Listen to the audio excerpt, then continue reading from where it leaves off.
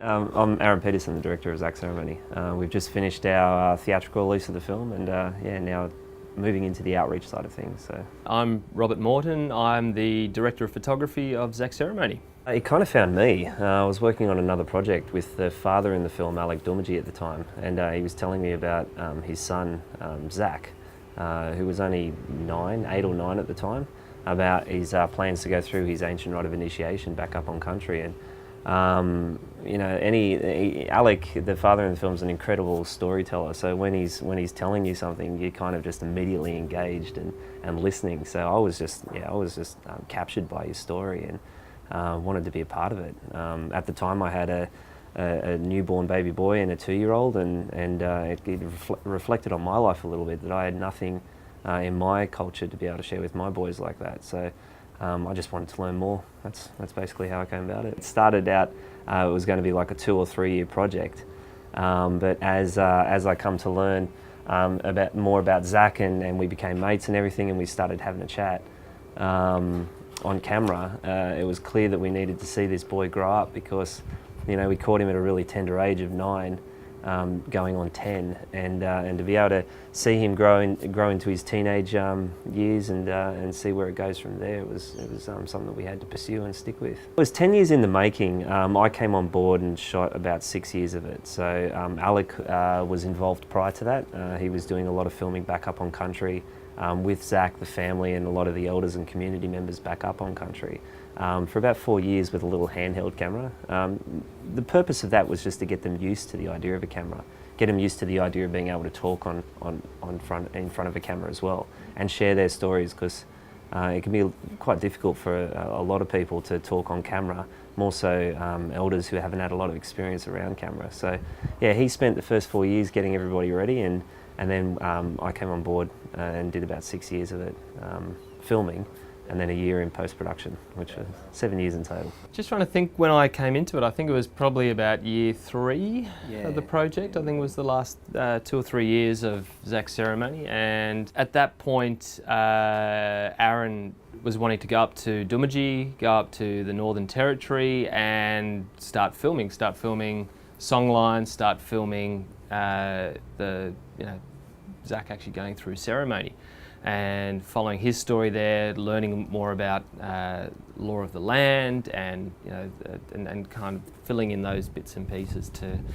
to kind of show his full journey and full progression, basically. Like, ceremony isn't something that happens like a birthday party. It's not something that happens in an afternoon. It happens over a long course of time, and boys are prepared for it. I mean, this is from what I witnessed. Boys are prepared quite an early age, and they start learning about it, and so it's something that they look forward to, and when they reach that time, it's something that they go over 3 to 4 weeks, basically.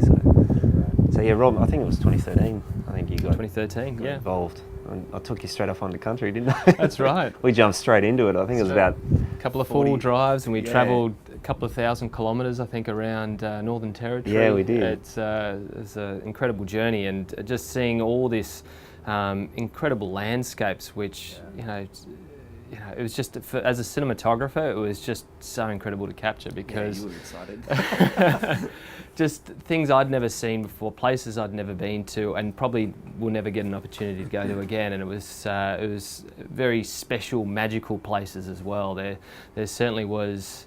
You step into a location and there's a sense about it, and it's all about trying to find the best way to capture it and be appropriate to the story, as well as kind of capture the beauty of it. And that was a key part of what we intended to do, and is show the beauty of the landscape, show the beauty of the people. It is a beautiful, beautiful, beautiful story, and Zach, just like his father, is an incredible storyteller. So he's just engaging from the get-go. The moment you start the moment I started talking to him in person, and then got the camera onto him, he just loves sharing what he's doing every single day, or what he's been through, or what he's experiencing. So he just had this incredible ability to be able to just shut off from the camera and talk to me one-on-one, and that's how a lot of it in the early days was done. We didn't have the budget to introduce a cameraman prior to going up onto country, but I just wanted to make sure that it was as personal as possible with the conversations that we were having, because you know, like any kids, I guess, around a camera in the early days, as soon as you set up a crew or got more than 1 or 2 people involved, he just shut down and he didn't talk. And I very quickly learned that I just had to have that one-on-one time with him to really get how he was feeling and what he was going through. We were only supposed to do it for 2 or 3 years, the whole shoot. He was supposed to go through ceremony in 2011, but at that time the elders felt that he wasn't ready for it. So it was just delayed at their discretion, basically. So, you know, the elders are the ones that control everything to do with ceremony, and they're the ones that make the call as to when it goes ahead. So he was finally called up in 2013. And in saying that, we spent about 5 or 6 weeks over 2 different trips up on country in 2013. And even after shooting the final ceremony part, I still didn't feel that that was the finish of the film. So we continued for another year after that filming. And then we finally got it about a year later. When he had that moment, I remember I was up there with Sarah Linton, the producer, and we were standing in the middle of a cow paddock talking to Zach, just having a chat, trying to find out where he was at 1 year after ceremony. And he just came out with this most profound delivery or a reflection of his life 1 year later and how he was feeling. And, you know, in just that 5-minute conversation, we basically captured it and just high-fived each other and went, yes, we've got the end. So, you know, I really had to become mates with Zach. And I think we were always going to do that anyway, like I said, given the objectives that Alec had in mind. So the first time, you know, we caught up, you know, he was only the size of basically a door handle. He was so small. But we were talking basketball, we were talking Xbox, like we were just talking anything that was in his life at that time. School, how much he didn't like it, how much he liked it, you know, mates, how he was getting picked on at school with racism and everything. But, you know, they're things that he dealt with every single day. He just rolled them off the tongue straight to me. So it was all those little conversations and meetups and me going to see him at school or see him doing something at the Koori Radio here in Redfern, where he used to go with his dad and you know, practice every Friday night doing a radio show with him. And, you know, it was just, I saw this confidence growing in him, and then he was just forming to become, you know, a young man, and more so a leader. And, you know, it was sort of my ability to be able to see that gave me the encouragement that, you know, he's definitely going to be the right storyteller to be able to tell this. Because, you know, Alec is an incredible speaker as well, and, you know, he helped set a lot of the themes up in the film and a lot of the discussions that took place. So, you know, with Alec's natural ability to be able to tell a story, I think Zach just sat back and watched how his dad worked and just sort of kept taking little notes from him and applying it to himself, basically. Okay. It was a long haul. It was hard to stay committed and motivated at some times. You know, you kind of had to reflect where we're going with the project. You know, what was happening in Zach's life? Were we ever going to get to ceremony? Because that was a big question, whether that was ever going to take place. You know, Zach went through some very difficult times with his dad and with his mum, and you know, like I said earlier, it's all at the discretion of the elders whether he gets called up. And you know, if they felt that he wasn't ever ready to go through ceremony, then we didn't have a film. And that's always playing in the back of your mind. So that's part of the nature of documentary. You have an idea of what's going to happen, but you don't have every step along the way planned out. You've just got to be there at the right place at the right time, and just be ready to capture and let the story unfold as it happens. And I mean, that's exactly what took place. I mean, every single turning point that Zach went through, that just kind of added another chapter to what we had to capture in terms of the documentary. You know, again, extending on what Rob was just saying, it's difficult for me, being a white man working on an Indigenous film, to be able to even start to direct where the story's going, or direct as to what I need Zach to talk about or do. Like, you know, I couldn't, especially at ceremony and especially up on country, there's no way I could step over the line and tell the elders, no, do that part of the ceremony again. It's never going to happen. So, you know, we had to capture everything on the fly, and we just went with it and just saw how it developed in front of us, basically. So it was a huge learning curve for me and you, wasn't it? Like, well, absolutely. We deep end, basically. Yeah, well, it's just you know, we had to be very agile in our approach. We had to find ways just to be able to pick up and go. And you know, suddenly, you know, one of the elders is about to create a boomerang. You know, we had to jump in the 4-wheel drive and travel out there without any notice. Someone comes up and says, "Hey guys, we're going to go and make a boomerang." Great, let's go and do it.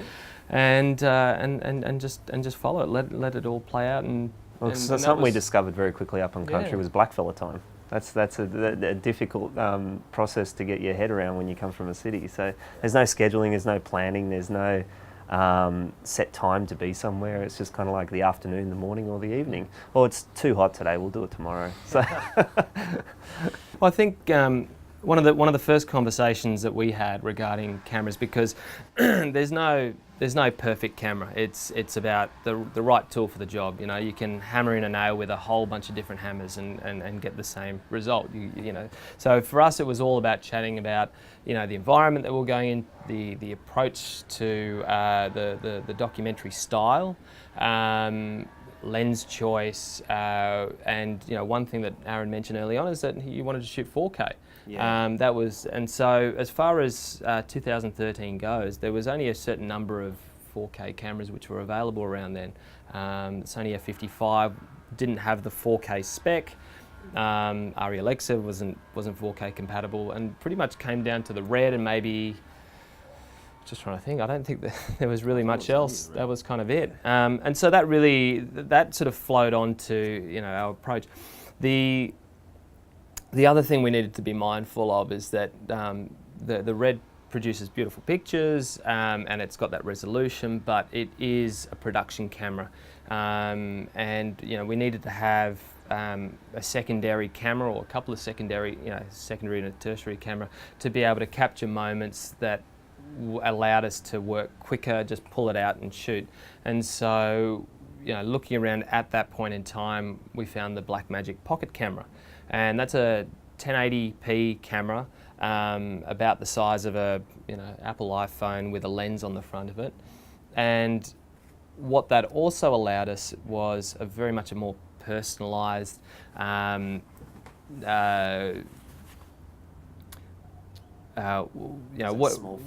What allowed us was a small form camera that allowed us for more personal moments where the bigger camera may have been a bit too much, and people would have closed off a little bit. And I think that was important because, and there was one moment which was my aha moment, where we were shooting a scene with some of the local guys playing soccer and just having a bit of fun. And we're shooting on the Red camera, and everyone was just a bit closed off, just sort of sitting back. And then we sort of put down the Red camera, picked up the Pocket camera, and then everyone came to life, and everyone started having fun and joking and playing around.